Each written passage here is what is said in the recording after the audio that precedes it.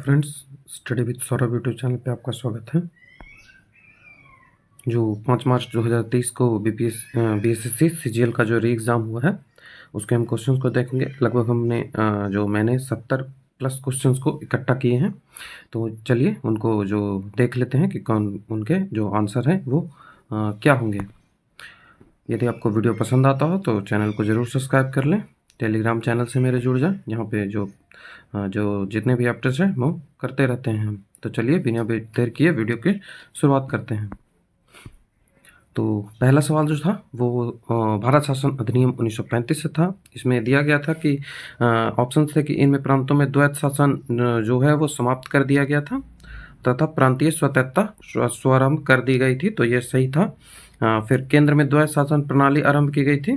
फिर इनमें राज्यों में द्वैत शासन प्रणाली जो थी वो प्रारंभ की गई थी और इसमें जो संघीय न्यायालय की स्थापना की गई थी। तो इनमें से जो ऑप्शंस आपके दिए गए थे वो आप छांट सकते हैं।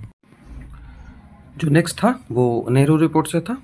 ठीक है, नेहरू रिपोर्ट से इसमें डोमिनियन स्टेट की बात की गई थी और उसके बाद जो भारत संघ में जो केंद्र थे उसमें द्विसदनीय व्यवस्था की बात की गई थी और जो सांप्रदायिक आधार पर था उस पर निर्वाचन मंडल नहीं था, यही ऑप्शन होता। ठीक है, और यदि आपने जो ध्यान से पढ़ा होगा तो जितने भी मैं स्टूडेंट मुझे को बताएं उसके हिसाब से यही ऑप्शन सही हो रहा था। उसके बाद अल्पसंख्यक के लिए आरक्षण की इसमें बात की गई थी। जो तीसरा सवाल है वो गांधी जी ने किस आंदोलन में भाग नहीं लिया था, तो वो था स्वदेशी आंदोलन। इसमें गांधी जी ने भाग नहीं लिया था। चौथा सवाल था कि फिरोज शाह तुगलक की जो जीवनी है उसे उन्हें क्या कहा जाता था, तो वो फुतुहात फिरोज शाही। ठीक है, एक आरबीआई ने ऐप लगाया था अंधों के लिए, तो उसे मनी कहा जाता है। ठीक है, और लोधी वंश का संस्थापक पूछा था बहलोल लोधी।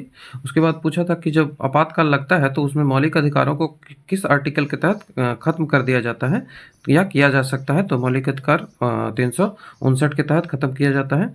नेक्स्ट सवाल था कि सभापति और उपसभापति यदि दोनों उपस्थित ना हो तो कौन उसकी अध्यक्षता करेगा, तो पैनल जो होता है उसमें से जो चुन लिया जाता है कि कौन इसके अध्यक्षता करेंगे। तो सामान्यतः सबसे जो वरिष्ठ होते हैं वही उनकी अध्यक्षता करते हैं। तो आप अपने ऑप्शन देख सकते हैं कि कौन सा आपका ऑप्शन सही था। उसके बाद यूनिट ऑफ घनत्व पूछा था, तो केजी पर मीटर क्यूब होता है। ठीक है, नेक्स्ट सवाल एक और था कूट के हिसाब से कि 73वां संविधान संशोधन के बारे में। तो इसमें जो चुनावी मामले में न्यायालय हस्तक्षेप नहीं करेगा। ठीक है, इस पर रोक लगा दी गई है, तो यही सही था उसमें आंसर। फिर राज्य विधानमंडल पंचायतों के खातों की देखरेख करेगा और उनके परीक्षण के लिए प्रावधान करेगा, ये भी ऑप्शन में था। उसके बाद राज्य निर्वाचन आयोग चुनावी प्रक्रिया की देखरेख करेगा, ये भी था। तो यहाँ ऑप्शन यही बनेगा आंसर।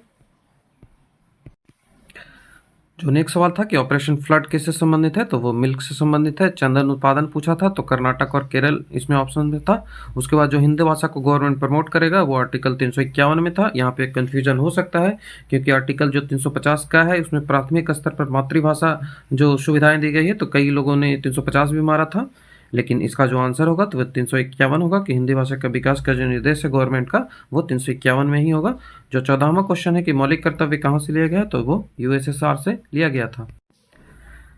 नेक्स्ट सवाल है कि हिम तेंदुआ संरक्षण के लिए केंद्र कहाँ है, तो वो उत्तराखंड में बनाया गया था। दीपोर बिल जो रामसर साइट है वो कहाँ है, तो वो आसाम में है। पीरियोडिक टेबल में यदि बाएं से आप दाएं जा दें तो विद्युत धनात्मकता क्या होती है, तो वो घटती है क्योंकि दाएं जाने पे जो नॉन मेटल कैटेगरी बढ़ती है इस कारण से।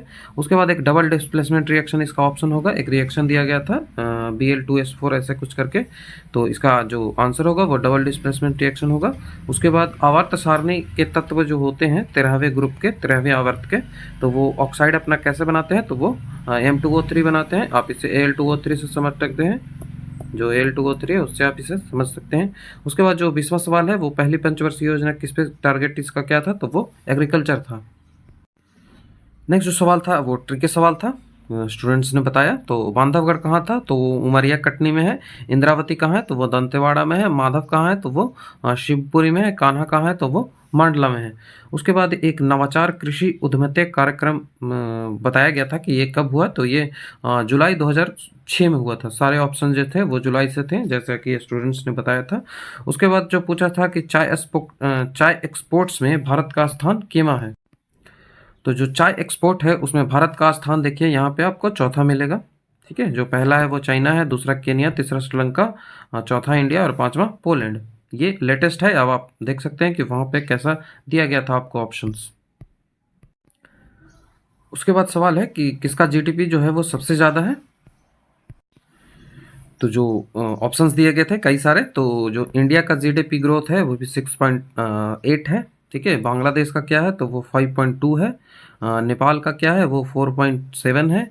और श्रीलंका का क्या है तो 4.2 है। और मॉरिशस का क्या है तो वो 3.7 है। अब आपके ऑप्शंस के हिसाब से देख लें कि कौन सा सही होगा। यही सारे जो थे वो ऑप्शन में दिए गए थे, तो मैंने सारे यहाँ पे लिख दिए हैं 2023 के हिसाब से। ठीक है, जो स्टैचू ऑफ पीस है वो कहाँ है तो वो राजस्थान में है, ये पूछा गया था। ठीक है, राजस्थान में है। उसके बाद 26वां जो सवाल है वो इथोपिया की राजधानी कहाँ है तो वो अदीस अबाबा है। यूक्रेन जो कीव है यूक्रेन की राजधानी है। फिर थर्ड हाईएस्ट अवार्ड पूछा था आपसे, तो वो पद्म भूषण होता है। पद्मश्री इससे पद्म विभूषण इससे ऊपर होता है। ठीक है, तो भोजपुरी के शेक्सपियर किसे कहते हैं तो वो भिखारी ठाकुर को बोलते हैं। जो 1857 में फैजाबाद से किसने लड़ा था तो वो अहमदुल्ला ने फैजाबाद से लड़ा था। फिर उसके बाद फ्लेमिंग के दाहिने हाथ का जो नियम है उसमें अंगूठा किस ओर इंगित करता है तो अंगूठा इस प्रकार फैला दे।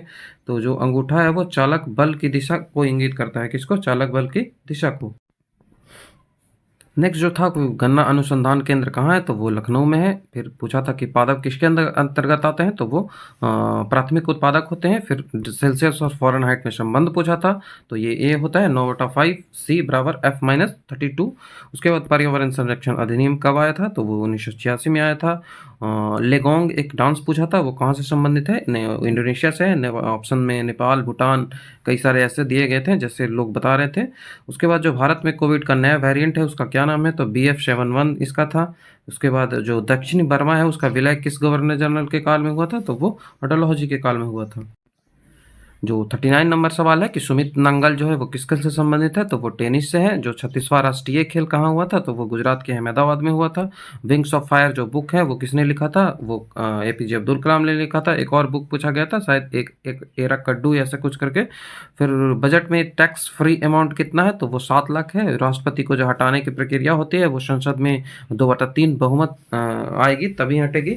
यहाँ पे कई लोग सोच रहे थे कि वो 1/4 वाला होना चाहिए जो 25% होता है। 25% जब वोटिंग कर देते हैं उसके बाद ही आप रेजोल्यूशन संसद में ले जा सकते हैं। तो जो सवाल था वो आप देख लेंगे कौन सा सवाल था। ठीक है, नेक्स्ट एक ट्रिकी सवाल है कि अशोक के समय चीन में कौन सा वंश शासन करता था तो अशोक का जो शासन था वो कब था? 278 BC से लेकर 232 तक। ठीक है, तो उस समय देख लीजिए यहाँ पे कौन सा शासन है तो आप देख सकते हैं कि 278 से देख ये इसमें लाई करेगा। ठीक है, जो वंश। अब ऑप्शन में क्या था आप देख सकते हैं, क्वीन वंश है, हान वंश है, ठीक है, सेन वंश है। तो आप ऑप्शन में देख सकते हैं कि कौन से ऑप्शंस आपके थे, याद कर सकते हैं। यहाँ पे मैंने जो फैक्ट्स हैं वो बता दिए।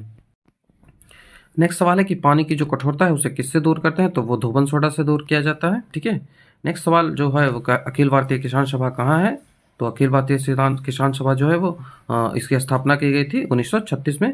फिर तारों का टिमटिमाना जो है वो वायुमंडलीय अपवर्तन के कारण होता है।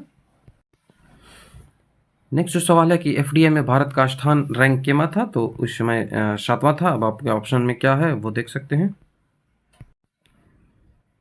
नेक्स्ट जो सवाल है कि जो CGI थे वो कौन थे तो DY चंद्रचूड़। ठीक है, ह्यूमन डेवलपमेंट इंडेक्स 2022 में रैंक कितना था तो 132। फिर है बंगाली की जो लिपि थी वो कौन थी तो वो नागरी थी। मौर्य काल की लिपि कौन थी तो वो ब्राही थी। और बुद्ध चरित्र के लेखक कौन थे? अश्वघोष। और एक और सवाल पूछा था कि बुद्ध चरित्र जो है वो किस लैंग्वेज में था तो वो संस्कृत में था। ठीक है, महबूबुल हक से एक सवाल पूछा गया था कि ह्यूमन जो डेवलपमेंट है उस पे जो रिसर्च किया था तो वो महबूबुल हक से पूछा गया था। फिर दूध से दही जमना पूछा गया था, लैक्टोबैसिलस। उसके बाद कई स्टूडेंट्स इस सवाल को नहीं कर पाए होंगे, एक सेल डिवीजन से सवाल पूछा गया था। ठीक है, इसका एग्जैक्ट सवाल मैं यदि लिखूं जो स्टूडेंट्स ने बताया है कि जो समजात गुणसूत्र होते हैं वो विभाजित होकर अलग अलग हो जाते हैं, वो किस फेज में होते हैं तो वो डिप्लोटीन फेज में होता है। जो हेट्रोफेज होता है उसमें 4 टाइप से बढ़ते हैं। ठीक है, तो जो प्रोफेज 1 होता है उसमें 4 टाइप होते हैं, लिपोटीन, जाइगोटीन, पैकेटीन और डिप्लोटीन और डाइकानिसिस। तो यही एक डिप्लोटीन जो है यहाँ पे अलग हो जाते हैं, तो यही हमारा आंसर था डिप्लोटीन। उसके बाद जो 58वां सवाल है वो मार्स आइस मैपिंग किसने किया है? तो वो नासा ने किया है। एक जो बीमारी है उस पे दिया गया था। तो गोइटर है वो आयोडीन से होता है, एनीमिया आयरन से होता है, ऑस्टियोपोरोसिस प्रोटीन से होता है। जैसा आप देख लें ऑप्शन में क्या था। एक सवाल था कि iodoform plus NaOH plus ethyl alcohol, ऐसा कुछ मिल के कुछ ऑप्शंस दिए गए थे। ये मुझे एग्जैक्ट ऑप्शंस नहीं मिल पाए हैं कि क्या इसका आंसर होगा। ठीक है, ये अजीब से ऑप्शंस थे। जैसे C2H5OH दिया हुआ था, CH3OH दिया हुआ था, CH3COOH दिया हुआ था। तो एग्जैक्ट क्वेश्चन नहीं मिल पाने के कारण इसका आंसर देने में मैं असमर्थ हूँ। ठीक है, तो लड़कियों की शिक्षा के लिए एक जो योजना है वो कौन सी थी? तो बेटी बचाओ बेटी पढ़ाओ। ऑप्शन से ये सब छट सकते थे। जो एक बॉम्ब साइक्लोन आया था तो वो कहाँ आया था? तो वो USA में आया था। देखिए, जो मैं इर्डुकांडे जो बुक की बात कर रहा था, इर्डुकुंडा, ठीक है, इर्डुकुंडा, ये कार्ल रिटर ने लिखा है, जर्मन एक राइटर है। इर्डुकुंडा है, इसका अर्थ ज्योग्राफी होता है। एक सवाल पूछा था कि 1960 के बाद नेपाल में शासन व्यवस्था कैसी थी? तो वो आप यहाँ पे देख सकते हैं।